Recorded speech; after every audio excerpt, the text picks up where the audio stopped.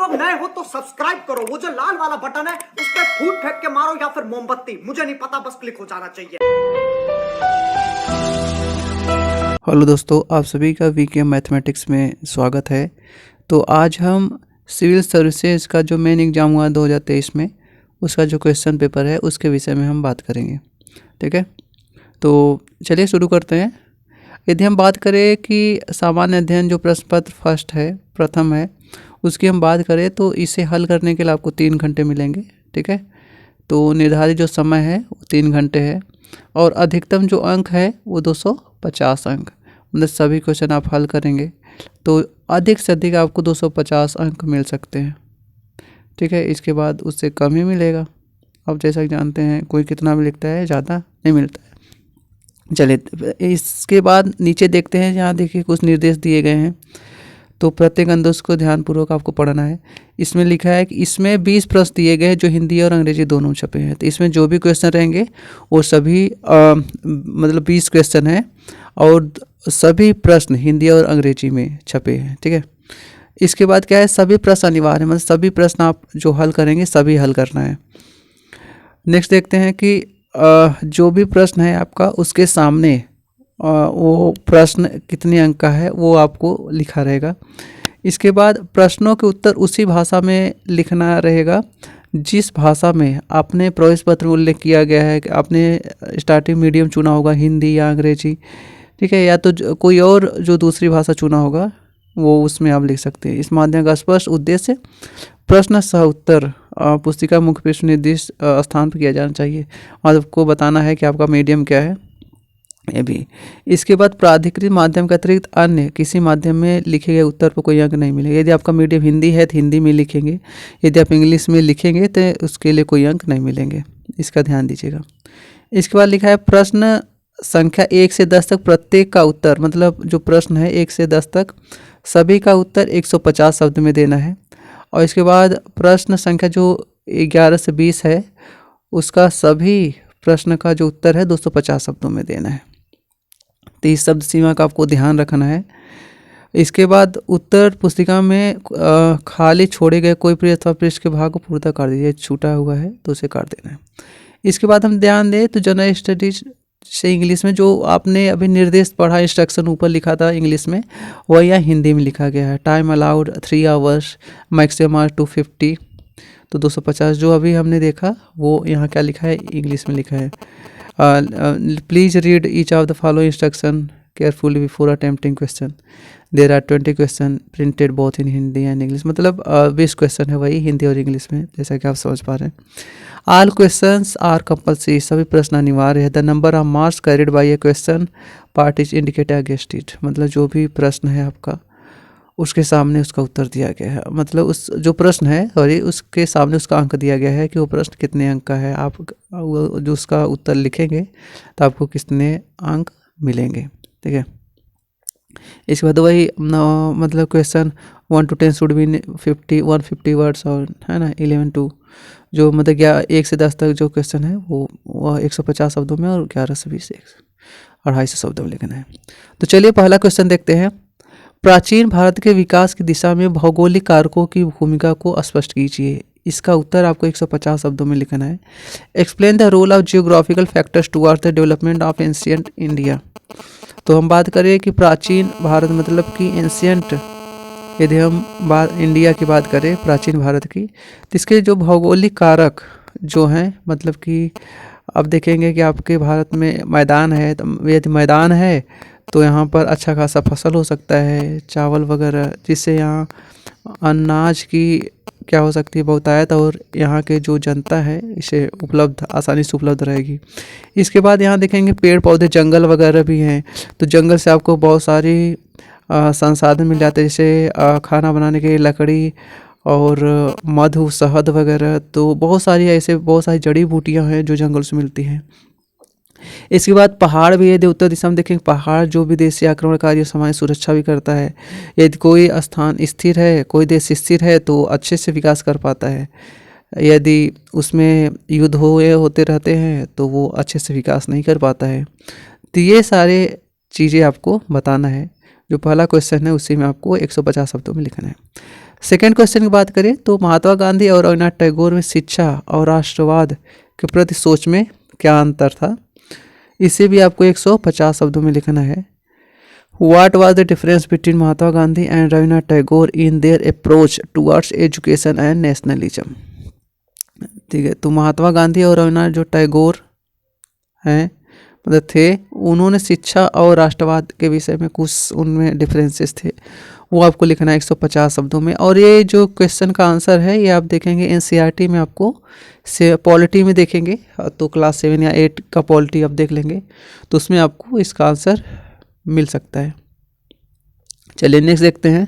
तीसरा, विश्व के विभिन्न देशों में रेलवे के आगमन से होने वाले सामाजिक आर्थिक प्रभाव को उजागर कीजिए, इसे आपको 150 शब्दों में लिखना है। Bring out the socio economic efforts of the introduction of railways in different countries of the world. तो जो रेलवे का विकास हुआ तो बहुत सारे जैसे कोयला आसानी से उपलब्ध हो सकता है, नहीं तो बहुत जैसे बैल वगैरह से लाते पहले तो क्या करते हैं कि ज़्यादा टाइम लगता है, और ज़्यादा टाइम लगता है तो अब गांव के लोग हैं तो अब इतने दिन तक कोयले वगैरह का तो वेट करेंगे नहीं।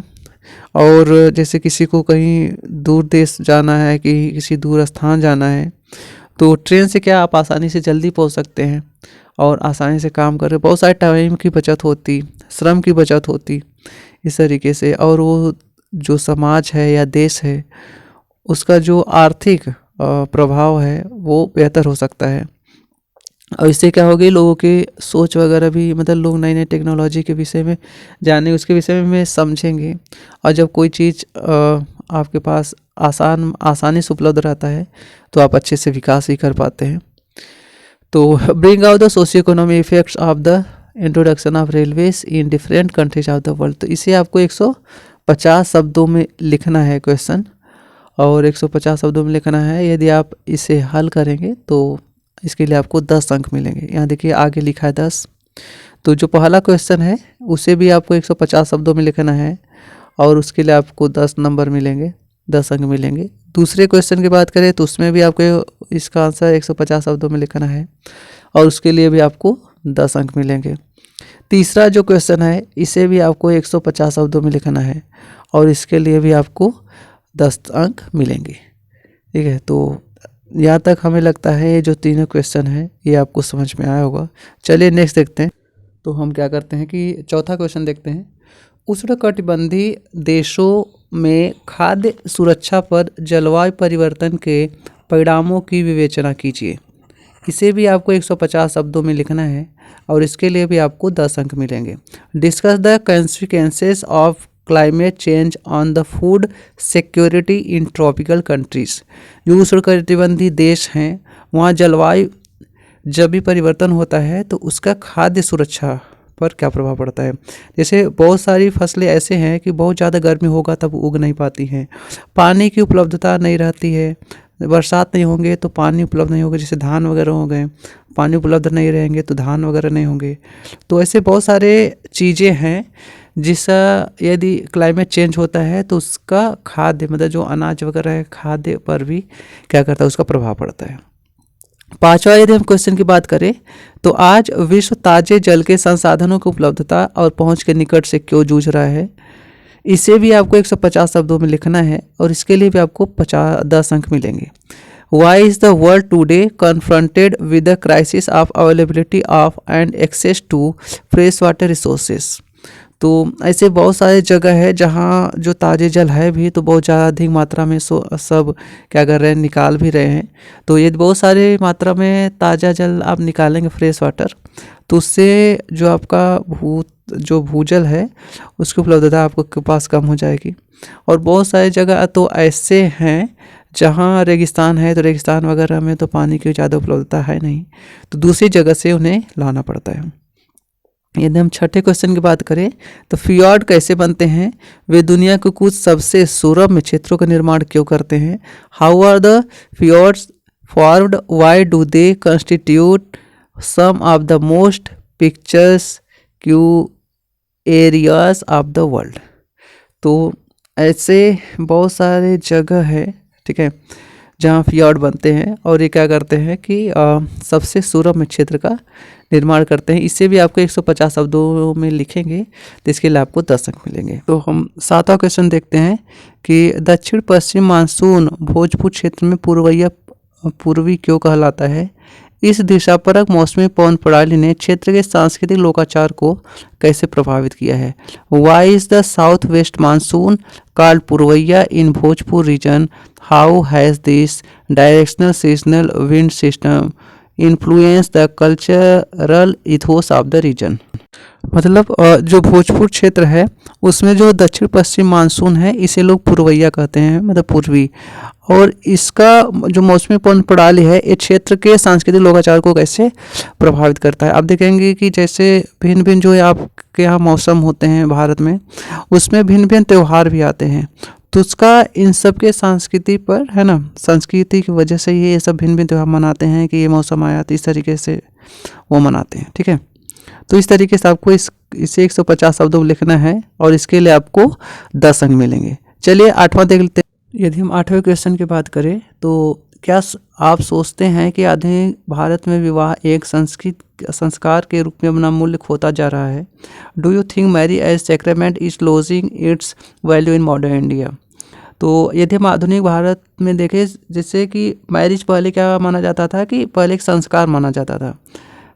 अब क्या है कि बहुत सारे लोग मैरिज से पहले ही लिव इन में रह रहे हैं, और बहुत सारे आप देखेंगे कि LGBTQ वाला जो मैटर है अभी हाल ही में सुप्रीम कोर्ट में फैसला सुनाया उसके विषय में कि गे भी है ना, लड़के लड़के शादी कर सकते हैं, है ना, लड़कियां लड़कियां से, जो लेस्बियन वाला मैटर है ना, LGBTIQ वाला। तो उस तरीके से भी ये क्या है कि हमारे समाज का जो पहले संस्कार होता था कि लड़के लड़कियों से, ना, तो इस तरीके से आप देखेंगे कि इस संस्कार के रूप में मूल्य खोता जा रहा है। पहले शादी करते थे तभी एक दूसरे के साथ रह पाते थे, लेकिन अब क्या है कि लिव इन में भी लोग रह रहे हैं। तो इससे क्या है, जो हमारी पहले की जो परंपरा है, ठीक है, वो क्या है, एक उसका जो वैल्यू होता था वो अब नहीं रह जाएगा यदि लोग ऐसे करेंगे। ठीक है, तो हम क्या करते हैं कि 9वें क्वेश्चन की बात करते हैं कि भारतीय समाज में नव युवतियों में आत्महत्या क्यों बढ़ रही है, स्पष्ट कीजिए। Explain why suicide among young woman is increasing in Indian society. तो इसे भी आपको 150 शब्दों में लिखना है और इसके लिए भी आपको 10 अंक मिलेंगे। जैसा कि आप देखते हैं कि जो आजकल की यंग वुमन है उनमें आत्महत्या सुसाइड ज़्यादा बढ़ रहा है, क्योंकि उन्हें अपने करियर की चिंता होती है, और यदि किसी के साथ लिव इन में है और सामने वाले से उन्हें धोखा मिलता है तो उसकी वजह से बहुत सारे लोग आत्महत्याएं करते हैं। तो ऐसे बहुत सारे रीज़न हैं जिसकी वजह से आज के जो यंग वुमन है वो डिप्रेशन को झेल नहीं पाती है और उसके लिए क्या करते हैं, वो सुसाइड करते हैं। चलिए नेक्स्ट देखते हैं 10वां कि बच्चे को दुलारने की जगह मोबाइल फ़ोन ने ले ली है। बच्चों के सामाजिकरण पर इसके प्रभाव की चर्चा कीजिए। तो इसे भी आपको 150 शब्दों में लिखना है और इसके लिए भी आपको 10 अंक मिलेंगे। Child cuddling is now being replaced by mobile phones. Discuss its impact on the socialization of children. कि जैसे ही बच्चे रोने लगते हैं, ठीक है, तो उसके लिए माँ बाप होते हैं जो वो मोबाइल फ़ोन देते हैं। मोबाइल में कोई पिक्चर वगैरह देखता है ना बच्चा, तो उसमें वो बहलने लगता है और धीरे धीरे क्या करते हैं कि माँ बाप भी इतने व्यस्त होते हैं कि वो बच्चों को टाइम ज़्यादा नहीं दे पाते हैं, है ना। तो इसकी वजह से जो बच्चे होते हैं, जो समाज में उनके जो बोलने वगैरह का जो बिहेवियर होता है वो बदल जाता है और इससे समाज पर भी क्या सही प्रभाव नहीं पड़ता है। तो ठीक है, तो इस तरीके से आपको लिखना है। तो इसे आप 150 शब्दों में लिखेंगे तो आपको अधिक से अधिक 10 अंक मिलेंगे। चलिए जो 11 क्वेश्चन है उसे हम देख लेते हैं कि वैदिक समाज और धर्म की मुख्य विशेषताएं क्या है। क्या आप सोचते हैं कि उनमें से कुछ विशेषताएं भारतीय समाज अभी भी प्रचलित है। What are the main features of Vedic society and religion. Do you think some of the features we still prevailing in Indian society. तो इसे आपको 250 शब्दों में लिखना है और इसके लिए आपको 15 अंक मिलेंगे। ठीक है, तो कि जैसा आप देखेंगे जो वैदिक समाज था और धर्म था उसकी वजह से आज भी आप गांव में देखेंगे तो वही परंपराएं कुछ चल रही है और इसकी वजह से जैसे संस्कार, जैसे विवाह वगैरह संस्कार हो गए, तो जो संस्कार होते हैं हिंदुओं में, उसके विवाह भी एक संस्कार की तरह। और ऐसे जो धर्म की जो विशेषताएं होती हैं कि जो पुरोहित आते हैं, है ना, शादी वगैरह करवाते हैं, तो ऐसी बहुत सारी चीज़ें हैं जो अब भी क्या है, विद्यमान है। ठीक है, तो इसकी वजह से हमारा जो समाज है उसमें ये सारी जो विशेषताएं हैं वो अभी भी क्या है, प्रचलित है। तो इसे आप क्या करेंगे, 250 अंक शब्दों में लिखेंगे, तो इसके लिए आपको 15 अंक मिलेंगे। तो चलिए, तो हम 12वें क्वेश्चन की बात करते हैं। सल्तनत काल के दौरान किए गए बड़े तकनीकी बदलाव क्या थे? उन तकनीकी बदलावों ने भारतीय समाज को कैसे प्रभावित किया था? What were the major technological changes introduced during the Sultanate period? How did those technological changes influence the Indian society? तो इसे भी आपको 250 शब्दों में लिखना है और इसके लिए आपको 15 अंक मिल सकते हैं। सल्तनत काल में जो भी टेक्नोलॉजी जो चेंजेस किए गए थे उसको भारतीय समाज को कैसे प्रभावित किया? जैसे वो सब आए थे, तो कुछ मतलब कि शिल्प वगैरह या तो जो भवन निर्माण की जो टेक्नोलॉजी कुछ लाए थे, तो यहाँ पर भी जो भवन निर्माण सबने किया, तो यहाँ पर भी उसकी झलक देखी जा सकती है। ऐसे बहुत सारी चीज़ें थी जिसे आपको यहाँ लिखना है। चलिए, हम 13वें क्वेश्चन की बात करते हैं। भारत में औपनिवेशिक शासन ने आदिवासियों को कैसे प्रभावित किया और औपनिवेशिक उत्पीड़न के प्रति आदिवासी प्रतिक्रिया क्या थी? How did the colonial rule affect the tribals in India and what was the tribal response to the colonial oppression? जैसा कि आप जानते हैं कि जो औपनिवेशिक ताकतें हमारे यहाँ आई, जैसे ब्रिटिश हो गए, अंग्रेज हो गए, है ना, तो पुर्तगाल के लोग थे, तो यहाँ के जो आदिवासी थे, यहाँ की ज़मीनों को उन्होंने कब्जा करके या तो कब्जा करके उस पर जबरन खेती करवाया। ऐसे बहुत सारी चीज़ें थी, तो जिसकी वजह से बहुत सारे जो आदिवासी थे उन्होंने विद्रोह किया, है ना, बहुत सारे अंग्रेज़ों को, है ना, मारा, लेकिन अंग्रेज़ों ने फिर भी उनका दमन किया। तो ऐसे बहुत सारी चीज़ें थी। आप जानते हैं कि जो आदिवासी होते हैं उनके लिए ज़मीन जंगल ज़्यादा महत्वपूर्ण होता है और उसके लिए वो कुछ भी करने को तैयार रहते हैं। ठीक है, तो इसके विषय में भी आपको 250 अंकों में लिखना है ना, 250 शब्दों में लिखना है, 250 शब्दों में लिखना है, माफ़ कीजिएगा, और इसके लिए आपको 15 अंक मिलेंगे। चलिए, नेक्स्ट देखते हैं कि भारत की लंबी तटरक्षी संसाधन क्षमताओं पर टिप्पणी कीजिए और इन क्षेत्रों में प्राकृतिक खतरे की तैयारी की स्थिति पर प्रकाश डालिए। इसके लिए इससे भी आपको 250 शब्दों में लिखना है और इसके लिए आपको 15 मिलेंगे। Comment on the resource potentials of the long coastline of India and highlight the status of natural hazard preparedness in this areas. तो कि जैसा कि आप देखते हैं कि हमारे जो देश है भारत, इसके पास एक लंबी तट रेखा है और इसकी लंबी तट रेखा है, तो सीधी सी बात है कुछ बंदरगाह भी होंगे। सभी जगह बंदरगाह नहीं बनाए जा सकते, उसके लिए कुछ अलग कटाव होता है ना, तो इसके लिए। लेकिन जो आपके देखते हैं सुनामी वगैरह चूँकि लंबी तट रेखा है, तो सुनामी वगैरह भी आने के चांसेज वगैरह रहते हैं और बाहरी जनधन की भी हानि होने की ज़्यादा चांसेस रहते हैं। तो इससे भी आपको 250 शब्दों में लिखना है और इसके लिए आपको 15 अंक मिलेंगे। ठीक है, 15 जो क्वेश्चन है, भारत में प्राकृतिक वनस्पति की विविधता के लिए उत्तरदायी कारकों को पहचानिए और उनकी विवेचना कीजिए। भारत के वर्षा वन क्षेत्रों में वन्य जीव अभयारण्यों के महत्व का आकलन कीजिए। Identify and discuss the factors responsible for diversity of natural vegetation in India. Assess the significance of world life sanctuaries in rain forest regions of India. इससे भी आपको 250 शब्दों में लिखना है और इसके लिए आपको 15 अंक मिलेंगे। ये आप समझ पा रहे हैं कि ज्योग्राफी का क्वेश्चन है, आपको ज्योग्राफी से लिखना है। चलिए नेक्स्ट देखते हैं। भारत में मानव विकास आर्थिक विकास के साथ कदमताल करने में विफल क्यों हुआ है? Why did human development fail to keep pace with economic development in India? इसे भी आपको 250 शब्दों में लिखना है और इसके लिए आपको 15 अंक मिलेंगे। तो जानते हैं जो मानव विकास होता है तो वो आर्थिक विकास साथ कदमताल करने में विफल है ना, बहुत सारे इसके रीजन हैं। जैसे यहाँ की बात करें तो बहुत सारे लोग वोट करते हैं तो अपनी बिरादरी वगैरह देखकर, है ना, तो उसकी वजह से, और चूँकि वो विकास करे या ना करे लेकिन वोट उसी को देंगे, तो इसकी वजह से वो क्या करता है, अपना खुद का फ़ायदा देखता है और यहाँ के लोगों को बहुत आसानी से बेवकूफ़ बना देता है, क्योंकि उन्हें उसे पता है कि यहाँ के लोग हम उन्हीं लोगों की बिरादरी के हैं और हमारी बिरादरी के लोग ज़्यादा हैं, तो हमें ही वोट ही करेंगे।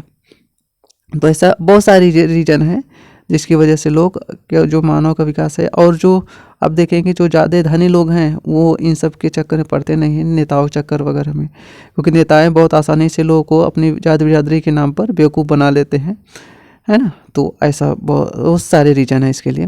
चलिए नेक्स्ट जो बात है 17वां क्वेश्चन की बात करते हैं। 1960 के दशक में शुद्ध खाद्य आयातक से भारत विश्व में एक शुद्ध खाद्य निर्यातक के रूप में उभरा, कारण दीजिए। From being net food importer in 1960, India has emerged as a net food exporter to the world provide reasons. इसे भी आपको 250 शब्दों में लिखना है और इसके लिए आपको 15 अंक मिलेंगे। जैसे कि आप जानते हैं 1960 के दशक में हम क्या करते, जो खाद्य गेहूँ वगैरह होता था अमेरिका से आयात करते थे, और अमेरिका भी जो जानवर वहाँ के गेहूँ खाते थे, है ना, उसे हमारे पास भेजता था। ठीक है, तो इसकी वजह से हमारे यहाँ तो सामान बहुत चोट पहुँच, लेकिन फिर भी हमें लेना पड़ता था, है ना, चूँकि हमारे जो जनसंख्या थी वो बहुत ज़्यादा थी, इसकी वजह से हमें, है ना। तो ऐसे बहुत सारे रीजन थे। इसके बाद आप समझ पा रहे हरित क्रांति आई, स्वामीनाथन जी ने, नारायण बोरलाग जो मैक्सिको के थे, है ना, वहाँ से उन्होंने उनकी जो टेक्निक सीखी और यहाँ लाए, तो हरित क्रांति आई। इसकी वजह से हम अनाज हमारे अच्छा खासा होने लगा, इसके लिए बाद हम निर्यातक हो गए। ठीक है, तो ऐसे बहुत सारे रीजन हैं, इसे आपको 250 शब्दों में लिखना है और इसके लिए आपको 15 मिलेंगे। 18वां जो क्वेश्चन है, क्या भारतीय महानगरों में शहरीकरण गरीबों को और भी अधिक पृथक्करण या हाशिए पर ले जाता है? इसे भी 250 अंकों में लिखना है और इसके लिए 15 अंक मिलेंगे। Does urbanisation lead to more segregation and और marginalisation of the poor in India metropolises. तो महानगरों जो शहरीकरण है गरीब को और अधिक पृथक्करण हासिल है, सही बात है। ठीक है, जो शहर होते हैं उसमें जो शहरीकरण होता है उसमें गरीब सर्वाइव नहीं कर पाता है और वो गरीब ही बना रहता है ना, क्योंकि वहाँ की जो चीज़ें होती हैं थोड़ी सी गांव की अपेक्षा महंगी होती हैं, तो इसी वजह से उसे ज़्यादा धन देना पड़ता है। 19 की बात करें, 19वां जो क्वेश्चन है, भारत में जाति अस्मिता गतिशील और इसे दोनों ही क्यों हैं? Why is caste identity in India both fluid and static. इसे भी आपको 250 शब्दों में लिखना है और इसके लिए आपको 15 अंक मिलेंगे। आप समझ पा रहे हैं कि बहुत सारी कास्ट आइडेंटिटी ऐसी है कि जैसे गांव में देखेंगे तो इस स्टेटिक मतलब स्थित है, जो जिस बिरादरी का है उसी बिरादरी का है, लेकिन शहरों में लोग जो जाति वगैरह होती है उस पर ध्यान नहीं देते हैं और लोग अपने काम से मतलब होता है, वहाँ इकोनॉमी वगैरह से मतलब होता है, पैसे वगैरह से मतलब ज़्यादा होता है। चलिए 20वां जो क्वेश्चन है उसमें देखते हैं, जनजाति पहचान एवं सांप्रदायिकता पर उत्तर उदारवादी अर्थव्यवस्था के प्रभाव की विवेचना कीजिए। Discuss the impact of post liberal economy on ethnic identity and communalism. इसे भी आपको 250 शब्दों में लिखना है और इसके लिए आपको 15 अंक मिलेंगे। तो खत्म, bye bye, tata, good bye, गया।